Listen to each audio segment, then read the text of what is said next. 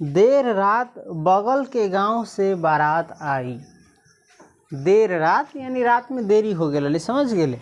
तो देर रात बगल के गांव से को क्या आई, बारात आई। विवाह की विधियां चलती रही, और विवाह की जो विधि है वो चलती रही। सारी रात गांव की औरतों की झुंड में बैठी लीलावती विवाह के भूले बिसरे गीत गाती रही, है ना। सारी रात यानी भर रात गांव के औरतों की झुंड में, गांव के औरतों की झुंड में बैठी लीलावती विवाह के भूले बिसरे गीत, यानी जो गीत ना भुलायल बिसरायल पुरनका नयका सब है ना, गीत गाती रही। सुबह हो गई, सुबह हो गई। बैसाख के महीने का सूरज बांस भर ऊपर चढ़ आया। बैसाख के महीने का सूरज, कौन महीने का सूरज है ना, चैत के बाद आता है, होली के 1 महीना बाद, है ना। तो बैसाख के महीने का सूरज बांस भर ऊपर चढ़ आया। बांस जितना न रहे उतना ऊपर चढ़ आया। लीलावती भैया के घर लौटने के लिए तैयार थी। लीलावती भैया के घर लौटने के लिए तैयार थी, वहाँ से शादी ब्याह वाला आदि से। गांव की अपनी बुच्ची दाई को विदा करने खवास टोली के लोग ही नहीं, पूरे सोलकन टोले के लोग, औरतें, बच्चे सब एकत्र थे, है ना। गांव की अपनी बुच्ची दाई को, है ना, गांव के सभी लोग इसको क्या किस नाम से पुकारते थे, बुच्ची दाई, है ना। इसको विदा करने खवास टोली के लोग ही नहीं, खाली खवासी टोली के लोग ना, पूरे सोलकन टोले के लोग जो है, और औरतें जो है, बच्चे सब ये क्या थे, एकत्र थे, यानी जमा थे। इन सबसे घिरी लीलावती आम बागान के इस पार तक आई। इन सबसे घिरी हुई यानी सबके बीच में लीलावती आम बागान के इस पार तक आ गई। उस पार में गई थी ना खवास टोली में, इस पार तक आ गई। पोखर के मुहार पर, पोखर के मुहार पर भैया, भौजी, बहू, भतीजे और बबुआन टोले के लोग खड़े थे। पोखर के मुहार पर कौन कौन खड़े थे, भैया, भौजी, बहू, भतीजे और बबुआन टोले के लोग खड़े थे, और एक टप इसी तरफ देख रहे थे। और एक टप किधर देख रहे थे, जिधर से लीलावती आ रही थी उसी तरफ देख रहे थे। वायल की गाढ़ी लाल साड़ी पहने, वायल की गाढ़ी लाल साड़ी यानी ललका गहरा साड़ी, गाढ़ा रंग के पहने, और भर मांग सिंदूर पोते, और पूरा मांग सिंदूर पोते लीलावती पोखर के मुहर पर आई। कहाँ आई, पोखरी के मुहार पर आई। सारे लोग स्तब्ध लीलावती को देखते रहे। सारे लोग स्तब्ध यानी एकदम, है ना, खड़ा मूर्ति की तरह देखते रहे। मुंबई में सारी आधुनिक सुविधाओं के बीच रहने वाली, मुंबई में तो सब सुविधा है, भारत की कैपिटल सिटी है ना। सारी सुविधाओं के बीच रहने वाली लीलावती इस वक्त पूरी देहातीन लग रही थी। इस समय पूरा कथी लगित रही, देहातीन। गांव में कथी लगित रही, देहात के लगते कौन, लीलावती। जबकि टाउन में रहल टाउन शहर के जैसा लगे ना, इसमें कैसा लगता पूरा गांव के देहातीन जैसन। चेहरे पर परम उपलब्धि की, चेहरे पर परम उपलब्धि की, जो सबसे बड़ा उपलब्धि जीवन में प्राप्त हो जुते ऐसा उपलब्धि की अपूर्व आभा। जब सबसे बड़ा खुशी, सबसे बड़ा अचीवमेंट ना मिल जाए तो चेहरा पर अपने आप क्या आ जाता है, चमक आ जाता है, वैसी आभा थी। भैया, भाभी, भतीजे सब चुप। भैया, भाभी और भतीजे सभी क्या थे, चुप थे। न कोई आरोप प्रत्यारोप, न रोष, न उलाहना। न कोई किसी पर आरोप लगाता था, न प्रत्यारोप लगाता था, न कोई रोष था और न उलाहना। उलाहना जानी छी ना, उलाहना नहीं दे पड़तर से। नरेश भौचक सा बुआ का सिंदूरी चेहरा देखता रहा। नरेश जो है भौचक्का होके, है ना, बुआ का यानी फुआ का सिंदूरी चेहरा देखता रहा, यानी पूरा मुरी में सिंदूर न लगले रहे से चेहरा देखता रहा। दूसरी सुबह भैया ने लीलावती से, किससे? लीलावती से, यानी दूसर का सुबह भैया ने लीलावती से उसकी 5 एकड़ ज़मीन की बात चलाई। वो दिन क्वेश्चन कहल कि दूसर का सुबह भैया ने लीलावती से उसकी जो 5 एकड़ ज़मीन थी जो उसको विदाई में मिला हुआ था, शादी के विदाई में, उसकी बात चलाई, उसकी बात छेड़ी। अपनी अमानत वापस ले लो बुच्चीदार, है ना। ये कहे अपनी अमानत, यानी तुमने जो दिया था वो अमानत वापस ले लो, ज़मीन का टुकड़ा। चाहो तो बेच दो, अच्छी कीमत मिलेगी, और चाहो तो इसे क्या करो, बेच दो, अच्छी कीमत मिलेगी, अच्छा पैसा मिलेगा। लीलावती ने मुस्कुराते हुए कहा, लीलावती ने मुस्कुराते हुए कहा, हाँ भैया, इस बार कुछ करके ही जाऊंगी, इस बार कुछ करके ही जाऊंगी। आप लोग भी मेरी ज़मीन को लेकर परेशानी में रहते हैं, आप लोग भी मेरी ज़मीन को लेकर क्या रहते हैं, परेशानी में रहते हैं। दोपहर बाद भैया ने संदूक से, किससे? संदूक न जानी, पेटी बक्सा उक्सा रही, उससे ज़मीन के कागजात निकाले। ज़मीन के क्या निकाले?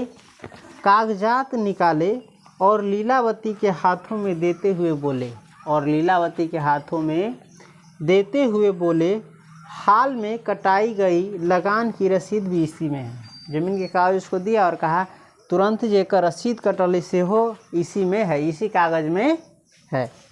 दोनों हाथों में ज़मीन के कागजात लिए लीलावती भैया, भाभी और दोनों भतीजे को चुपचाप देखती रही। दोनों हाथों में ज़मीन के कागजात लिए हुए, है ना, लीलावती ने किसको? भैया को, भाभी को और दोनों भतीजों को चुपचाप देखती रही। फिर मुस्कुराती हुई भैया से बोली, फिर मुस्कुराती हुई भैया से बोली, आपसे वचन मांगती हूँ भैया, आपसे वचन मांगती हूँ, कसम जैसन वचन मांगती हूँ भैया। पहले आप वचन दीजिए कि दान में मिली अपनी ज़मीन का मैं जो करूँगी उसे आप लोग मंजूर करेंगे। पहले कहता है वचन दीजिए कि दान में जो मुझको मिला हुआ ज़मीन है इसका जो मेरा जो मन होगा वो करूँगी, और आप लोग इसे क्या करेंगे? मंजूर करेंगे। भैया ने दृढ़ आवाज़ में कहा, भैया ने दृढ़ आवाज़ में, एकदम पक्का आवाज़ में कहा, हाँ बुच्चीदार, तुम जो फैसला करोगी हमें मंजूर होगा, हमें स्वीकार होगा। आखिर ज़मीन तो तुम्हारी ठहरी। आखिर ज़मीन किसकी ठहरी? तुम्हारी ठहरी, वह भी दान की ज़मीन। और वो किसकी ज़मीन? दान की ज़मीन, दान में दे दिया गया है। लीलावती भैया की आंखों में झांकने लगी, लीलावती भैया की आंखों में झांकने लगी, आंखों में देखने लगी। मुझे आप लोगों की दुआ से कोई कमी नहीं है भैया, मुझे आप लोगों की दुआ से कोई कमी नहीं है भैया, है ना। इसीलिए दान में मिली ज़मीन मैं दान में ही देना चाहती हूँ, और इसीलिए जो ज़मीन मुझको दान में मिला है उसको मैं दान में ही देना चाहती हूँ, क्योंकि मेरे पास कोई कमी नहीं है। आप वचन दे चुके हैं, मुकरिएगा नहीं। कहल गई आप वचन दे चुके हैं, क्या दे चुके हैं? वचन दे चुके हैं, वचन से मुकरिएगा नहीं, वचन से फिरिएगा नहीं।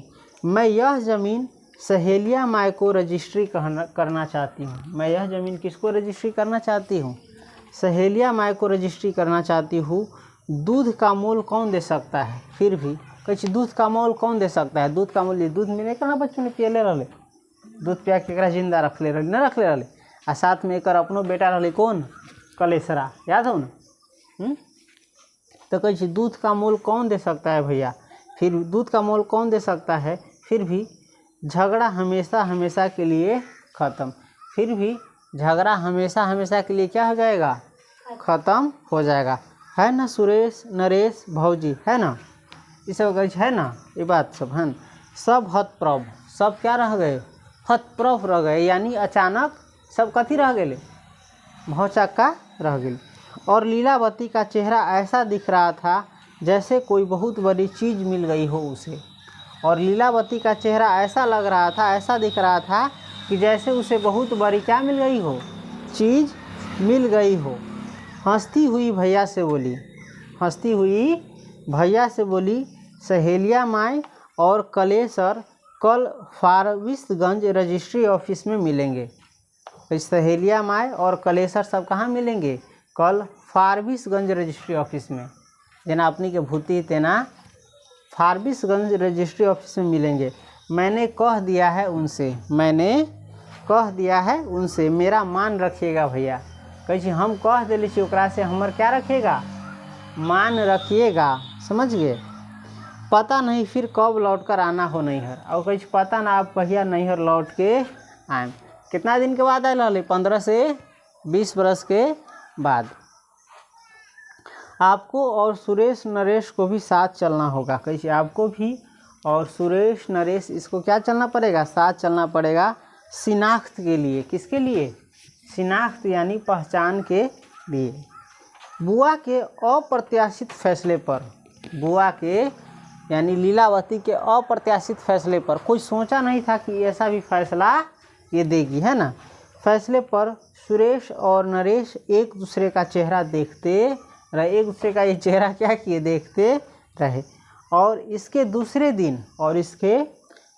दिन भैया लीलावती का मान रखने के लिए, भैया लीलावती का मान आदर इज्जत रखने के लिए फारबिसगंज जाने के लिए तैयार थे। जीप में ड्राइवर की सीट पर सुरेश था। भैया की खादी के कुर्ते की जेब में, और भैया की खादी के कुर्ता की जेब में पिस्तौल की जगह ज़मीन के कागजात का पुलिंदा था। आज उसके जेब में पिस्तौल नहीं था, ज़मीन के कागजात का क्या था? पुलिंदा था। जीप जब दरवाजे से आगे बढ़ी, जीप जब कहाँ से आगे बढ़ी? दरवाजे से आगे बढ़ी, तब लीलावती को ऐसा महसूस हुआ जैसे दूध की कोई उमंगी हुई उजली नदी है और उस नदी में वह ऊब डूब नहा रही है। तो ये था कहानी सूखी नदी का पुल। बताओ लीलावती ने सही किया या गलत? सही किया, है ना। सही किया कि नहीं किया?